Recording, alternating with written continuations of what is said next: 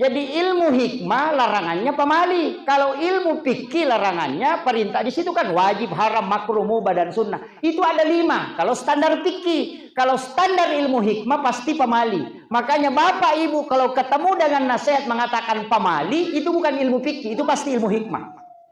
Karena larangan dalam hikmah itu disebut pamali, bukan pakai haram.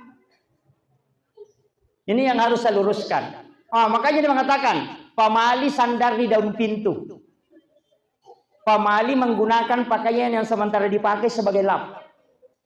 Pamali menyapu di rumah di malam hari. Itu kenapa pakai pamali? Karena itu semua ilmu hikmah. Itu pamali kalau kau kerjakan tidak berdosa, tapi ada dampaknya ke kehidupanmu. Itu istilah pamali. Ini yang harus ditahu. Kenapa dilarang sandar di daun pintu? Karena itu menolak rezeki yang